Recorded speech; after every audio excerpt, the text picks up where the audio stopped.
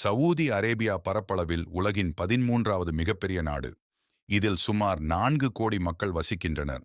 ஆனால் ஆச்சரியமான விஷயம் என்னவென்றால், இந்த 4 கோடி மக்களும் உலகில் வேறெங்கும் பார்க்க முடியாத ஒரு விசித்திரமான அமைப்பில் வாழ்கின்றனர்.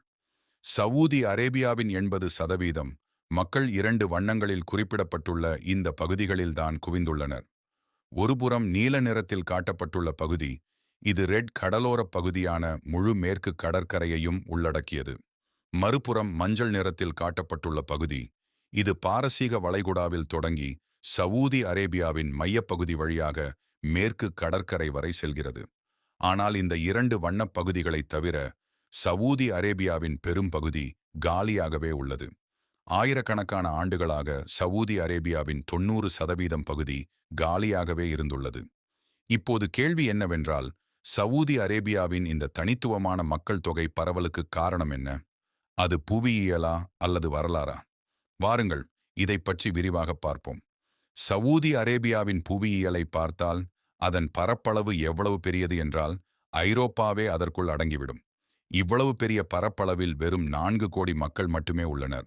அதுவும் கடந்த சில தசாப்தங்களில்தான் மக்கள் தொகை அதிகரித்துள்ளது. 1970இல் சவூதி அரேபியாவின் மக்கள் தொகை வெறும் 61 லட்சமாக இருந்தது. இன்று 2025இல் இது சுமார் 4 கோடியாக உயர்ந்துள்ளது. கடந்த 50 ஆண்டுகளில் மட்டும் மக்கள் தொகை 3.5 கோடிக்கும் அதிகமாக அதிகரித்துள்ளது. கடந்த 50 ஆண்டுகளில் அப்படி என்ன நடந்தது? அதற்கு முன்பே ஏன் மக்கள் தொகை குறைவாக இருந்தது? அதற்கு பெரிய காரணம் சவூதி அரேபியாவின் கடுமையான புவியியல் அமைப்பு. சவூதி அரேபியாவின் வரைபடத்தை பார்த்தால் 4 பக்கங்களிலும் பெரிய பாலைவனங்கள் இருப்பதைக் காணலாம். வடக்கு பகுதியில் ஜோர்டான் மற்றும் ஈராக் எல்லைகளில் அல் நபூத் பாலைவனம் உள்ளது. தெற்கு பகுதியில் உலகின் மிகப்பெரிய மற்றும் மிகவும் ஆபத்தான பாலைவனம் உள்ளது.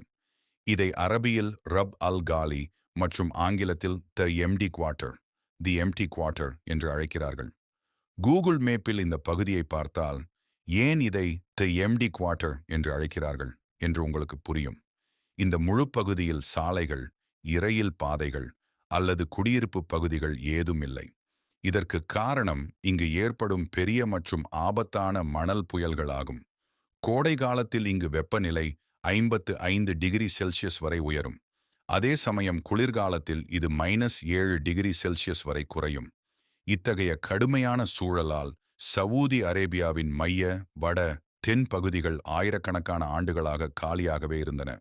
இதனால்தான் இந்த பகுதிகளில் வர்த்தகம் செய்வதும் மிக கடினமாக இருந்தது. சவூதி அரேபியாவின் அண்டை நாடுகளான ஜோர்டான், ஈராக், ஓமன் ஆகிய நாடுகளின் எல்லைகள் சவூதியுடன் இணைக்கப்பட்டுள்ளன. ஆனால் இந்த பாலைவனத்தின் காரணமாக பல நூற்றாண்டுகளாக இந்த நாடுகளுக்கு இடையே வர்த்தகம் செய்வது மிகவும் சவாலாகவே இருந்தது. ஓமனை பார்த்தால் அந்த நாடு முழுவதும் பாலைவனத்தால் சூழப்பட்டுள்ளது. முன்னே கடல், பின்னே பாலைவனம். ஆனால் 20ஆம் நூற்றாண்டுக்கு முன்பு இந்த பாலைவனத்தை கடக்க யாரும் நினைக்கவில்லை. 1931இல் முதன்முதலாக பிரிட்டிஷ் ஆய்வாளர் மார்க் எவன்ஸ் என்பவர் உள்ளூர் அரேபியர்களுடன் இணைந்து 60 நாட்களில் இந்த பாலைவனத்தை கடந்தார். பின்னர் 2018இல் தான் ஓமனை சவூதி அரேபியாவுடன் இணைக்கும் நெடுஞ்சாலை அமைக்கப்பட்டது. இதற்கு முன்பு சவூதியிலிருந்து ஓமன் செல்ல வேண்டும் என்றால் யுஏஇ வழியாக 18 மணி நேரம் நீண்ட பயணம் செய்ய வேண்டியிருந்தது. சவூதி அரேபியாவின் புவியியலின் மற்றொரு சுவாரஸ்யமான அம்சம் என்னவென்றால், உலகின் மிகப்பெரிய நாடுகளில் ஒன்றான சவூதி அரேபியாவில் நிரந்தரமான ஆறுகள் ஏதுமில்லை. சவூதி அரேபியா மட்டுமல்ல, ஒட்டுமொத்த வளைகுடா பிராந்தியமான Yemen, Oman, UAE, Qatar, Bahrain மற்றும் குவைத் ஆகிய நாடுகளிலும் ஒரு நதி கூட இல்லை. இதை கேட்டால் அங்கு தண்ணீர் தட்டுப்பாடு இருக்கும் என்று நினைக்கலாம். ஆனால் அரேபிய தீபகற்பத்திலேயே சவூதி அரேபியாவின் மேற்கு கடற்கரையிலும் ஏமனிலும் தான் அதிக மழை பெய்கிறது. இதனால்தான் ஏமனின் மக்கள் தொகை ஓமன், யுஏஇ மற்றும் பிற வளைகுடா நாடுகளை விட அதிகமாக உள்ளது. இந்த மக்கள் தொகை அமைப்பு இன்றைய சவூதி அரேபியாவில் பெரும் தாக்கத்தை ஏற்படுத்தி வருகிறது. ஏமனின் உள்நாட்டுப் போரின் தாக்கம் சவூதி அரேபியாவிலேயே அதிகம் உணரப்படுகிறது. ஓமன் மற்றும் ஏமனுக்கு இடையே ரப் அல் காலி பாலைவனம் உள்ளது.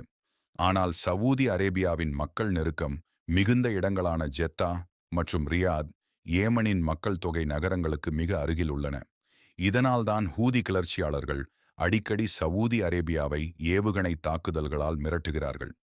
இங்கே ஒரு சுவாரஸ்யமான விஷயம் என்னவென்றால், மக்கா, மதீனா, ஜெத்தா மற்றும் ரியாத் போன்ற சவூதி அரேபியாவின் அனைத்து பெரிய நகரங்களும் இந்த அதிக மக்கள் நெருக்கம் கொண்ட வட்டத்திற்கு வெளியே அமைந்துள்ளன. மக்கா மற்றும் மதீனாவின் இருப்பிடம் ஆயிரக்கணக்கான ஆண்டுகால மத வரலாற்றுடன் தொடர்புடையது. சவூதி அரேபியாவின் மிகவும் பிரபலமான நகரங்களான ஜெத்தா மற்றும் மக்காவை பார்த்தால் அவை ஒன்றுக்கொன்று மிக அருகில் உள்ளன. அவற்றின் இருப்பிடம் மத்திய தரைக்கடல், ஏடன் வளைகுடா, பாரசீக வளைகுடா மற்றும் ரப் அல் காலி ஆகிய இடங்களிலிருந்து சமமான தூரத்தில் உள்ளன. இந்த மூலோபாய இருப்பிடத்தின் காரணமாக ஆயிரக்கணக்கான ஆண்டுகளாக இந்தியா, ஈரான், கிழக்கு ஆப்பிரிக்கா மற்றும் எகிப்திலிருந்து வரும் வர்த்தகர்களுக்கு இந்த நகரங்களை தவிர்ப்பது சாத்தியமற்றதாக இருந்தது. நீராவி கப்பல்கள் மற்றும் சூயஸ் கால்வாய் வருவதற்கு முன்பு எகிப்திலிருந்து இந்தியா வரையிலான நிலம் மற்றும் கடல் வழி வர்த்தகம் இந்த வழியில்தான் நடைபெற்றது. இதனால்தான் மக்கா, மதீனா மற்றும் ஜெத்தா ஆகியவை மத ரீதியாகவும் பொருளாதார ரீதியாகவும் மிக முக்கியமான மையங்களாக மாறின. வரைபடத்தை ஜூம் செய்து பார்த்தால் மக்காவின் வடக்கே மலைப்பாங்கான பகுதிகள் இருப்பதை காணலாம். இந்த பகுதிகள் மக்காவின் பாதுகாப்பிற்காகவும் அறியப்படுகின்றன. மக்காவிலிருந்து சிறிது வடகிழக்கே சென்றால் உங்களுக்கு தாயிஃப் கிடைக்கும். இது ஒரு அழகான நகரம். இங்கு நிலவும் குளிர்ச்சியான தட்ப வெப்பநிலை மற்றும் பசுமையான பகுதிகளுக்காக இது அறியப்படுகிறது. பழைய காலங்களில் குறைஷி பழங்குடியினரின் பணக்காரர்களின் விருப்பமான மலை வாசஸ்தலமாக தாயிஃப் இருந்தது. கோடையில் மக்காவின் வெப்பத்திலிருந்து தப்பிக்க அவர்கள் இங்குதான் தங்குவார்கள். தாயிஃபிலிருந்து வெளியேறினால் உங்களுக்கு சமதளமான பாலைவனம் மட்டுமே தெரியும். இன்றும் கூட மழை பொழிவு குறைவாக இருப்பதால் இந்த பகுதியில் மக்கள் தொகை குறைவாகவே உள்ளது. இத்தகைய சூழல் 20ஆம் நூற்றாண்டின் தொடக்கம் வரை நீடித்தது. 1900 சவூதி அரேபியாவின் மக்கள் தொகை வெறும் 25 லட்சம் மட்டுமே. அதில் 99% பேர் சவூதி அரேபியாவின் மேற்கு கடற்கரை பகுதிகளில் வசித்து வந்தனர். ஆனால் 1930க்கு பிறகு சவூதியின் மக்கள் தொகை அமைப்பு மாறத் தொடங்கியது. 1932 ரியாத்தின் அல் சவூத் குடும்பம் சவூதி அரேபியாவின் அதிகாரத்தை கைப்பற்றி அந்த நாட்டை தலைநகராக அறிவித்தது. கேள்வி என்னவென்றால், ரியாத்தை ஏன் தலைநகராக மாற்றினார்கள்? அல் சவூத் குடும்பத்தின் பூர்வீகம் ரியாத் என்பதால்தான் இதற்கு முக்கியத்துவம் அளிக்கப்பட்டது. மக்கா மற்றும் மதீனாவை தலைநகராக்க முடியாது, ஏனெனில் அங்கு முஸ்லிம் அல்லாதவர்களுக்கு அனுமதி இல்லை. தூதரகங்கள் மற்றும் உலக நாடுகளின் தலைவர்கள் வரும் இடம் என்பதால் ரியாத் தேர்வு செய்யப்பட்டது. 1938 ரியாத் அருகே பெரிய அளவிலான எண்ணெய் வளங்கள் கண்டறியப்பட்டன. இது சவூதி அரேபியாவின் தலைவிதியையே மாற்றியது. 1970க்குள் சவூதி அரேபியா உலகின் 15% எண்ணெய் உற்பத்தியை மேற்கொண்டது. கோடிக்கணக்கான டாலர்கள் அந்நிய செலாவணியாக கிடைத்தது. இதன் விளைவாக சவூதியின் உள்கட்டமைப்பு மற்றும் மக்கள் தொகை அமைப்பு மாறியது. 1920க்கு முன்பு கிழக்கு கடற்கரையில் சில 100 பேர் மட்டுமே வாழ்ந்தனர். ஆனால் இன்று அது எண்ணெய் தொழில்துறையின் மையமாக மாறியுள்ளது. தம்மாம், அல் கோபார் மற்றும் அல் ஜுபைல் போன்ற நகரங்கள் இன்று நவீன மெட்ரோபாலிட்டன் நகரங்களாக மாறியுள்ளன. இந்த நகரங்களில் 20 லட்சம் மக்கள் வசிக்கின்றனர். இது கடந்த 40 முதல் 50 ஆண்டுகளில் நிகழ்ந்தது.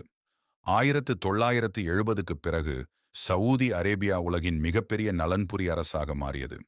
கல்வி அறிவு, மின்சாரம், தண்ணீர், பெட்ரோல் மற்றும் வீடுகள் உட்பட அனைத்து வசதிகளையும் அரசு இலவசமாக வழங்கியது. சொந்த நாட்டு மக்களுக்கு இத்தனை சலுகைகள் கிடைத்ததால் அவர்களுக்கு வேலை செய்வதில் ஆர்வமில்லை. இங்கிருந்துதான் சவூதி அரேபியாவின் பொருளாதாரத்தில் இடைவெளி கேப் ஏற்பட்டது. வேலைகள் இருந்தன, ஆனால் உள்ளூர் மக்கள் அதை செய்ய விரும்பவில்லை.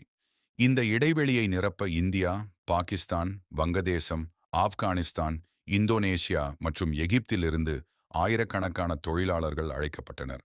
அவர்கள் கட்டுமானம், போக்குவரத்து மற்றும் சேவை தொழில்களில் பணிபுரியத் தொடங்கினர். அடுத்த 30 ஆண்டுகளில் சவூதி அரேபியாவின் பொருளாதாரம் மற்றும் மக்கள் தொகை வெடித்தது. இன்று ரியாத் மற்றும் ஜெத்தா உலகிலேயே மிகவும் நவீன நகரங்களில் ஒன்றாக மாறியுள்ளன.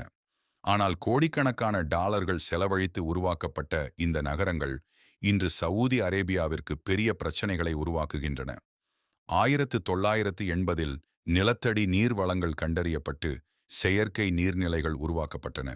ஆனால் மழையின்மை மற்றும் அதிகப்படியான நுகர்வு காரணமாக இந்த நீர்நிலைகள் இன்று வறண்டு வருகின்றன. சவூதி அரேபியாவின் நிலப்பரப்பில் வெறும் 0.5% மட்டுமே விவசாயத்திற்கு பயன்படுத்தப்படுகிறது. இதனால் சவூதி அரேபியா தனது உணவுத் தேவைகளுக்காக முழுமையாக இறக்குமதியை சார்ந்திருக்கிறது. 1980 மற்றும் 90களில் சவூதி அரசு உணவு இறக்குமதியை குறைக்க விவசாயத்திற்கு பெருமளவு மானியம் மற்றும் தண்ணீர் வழங்கியது. இதன் மூலம் நாட்டில் செயற்கை பண்ணைகள் உருவாக்கப்பட்டன. ஆனால் இந்த வெற்றி நீண்ட காலம் நீடிக்கவில்லை. ஏனெனில் இந்த பண்ணைகளுக்கு பயன்படுத்தப்பட்ட தண்ணீர் அனைத்தும் நிலத்தடி நீர்நிலைகளிலிருந்தே வந்தது. 2010க்குள் நிலத்தடி நீரில் 80% தீர்ந்துவிட்டது. 2030க்குள் இந்த நீர்நிலைகள் முழுமையாக வறண்டுவிடும் என்று விஞ்ஞானிகள் எச்சரித்தனர். இதனால்தான் இந்த திட்டத்தை சவூதி அரசு நிறுத்திவிட்டு அதிக தண்ணீர் தேவைப்படும் பயிர்களான அரிசி மற்றும் கோதுமை விளைவிப்பதை தடை செய்தது. தண்ணீர் பிரச்சனையை தீர்க்க சவூதி அரேபியா கடல் நீரை நன்னீராக்கும் ஆலைகளில் டிசல்னேஷன் பிளான்ட்ஸ் கவனம் செலுத்தியது. இன்று சவூதி அரேபியா உலகின் மிகப்பெரிய கடல் நீரை நன்னீராக்கும் ஆலைகளை இயக்குகிறது. பாரசீக வளைகுடாவில் உள்ள இந்த ஆலைகள் கடல் நீரை சுத்திகரித்து ரியாத், தம்மாம் மற்றும் பிற கிழக்கு நகரங்களுக்கு வழங்குகின்றன. அதேபோல் மேற்கு கடற்கரையிலும் 12 ஆலைகள் நிறுவப்பட்டு மக்கா, ஜெத்தா உள்ளிட்ட நகரங்களுக்கு தண்ணீர் வழங்கப்படுகிறது. இது ஒரு நம்ப முடியாத செயல். ஆனால் இதற்கு தேவையான பெரும் செலவு சவூதியின் எண்ணெய் வருவாயை சார்ந்து இருக்கிறது. இக்காரணத்தினால்தான் மன்னர் முகமது பின் சல்மான் சவூதி அரேபியாவின் பொருளாதாரத்தை எண்ணெயை சாராத மற்ற துறைகளிலும் பன்முகப்படுத்த டைவர்சிஃபை வலியுறுத்துகிறார். எதிர்காலத்தில் சவூதி எண்ணெய் சார்ந்த பொருளாதாரத்திலிருந்து விடுபட வேண்டும் என்பதே நோக்கம். இன்று உலகம் பெட்ரோலிலிருந்து மின்சார போக்குவரத்து நோக்கி நகர்கிறது. இந்த மாற்றம் முழுமையடையும் போது எண்ணெய் உற்பத்தியை நம்பியிருக்கும் நாடுகளுக்கு பெரிய சிக்கல்கள் ஏற்படலாம். சவூதி அரேபியாவின் தலைவர்கள் ஜெத்தா மற்றும் பிற நகரங்களை மாற்றியமைத்த விதம், தங்கள் மக்களுக்கு செய்த வசதிகள் உண்மையிலேயே நம்ப முடியாதவை. அதே சமயம் இயற்கை வளங்கள் மற்றும் சிறந்த புவியியல் அமைப்பில் வாழும் நாம் இப்போதும் வறுமை மற்றும் பசியால் வாடுகிறோம்.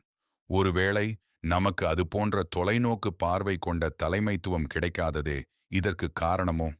இந்த வீடியோ உங்களுக்கு பிடித்திருந்தால் லைக் பண்ணுங்க, நண்பர்களுக்கு ஷேர் பண்ணுங்க. இது போன்ற சுவாரஸ்யமான வரலாற்று தகவல்களுக்கு மறக்காமல் ஜியோதோழா சேனலை சப்ஸ்கிரைப் செய்யுங்கள்.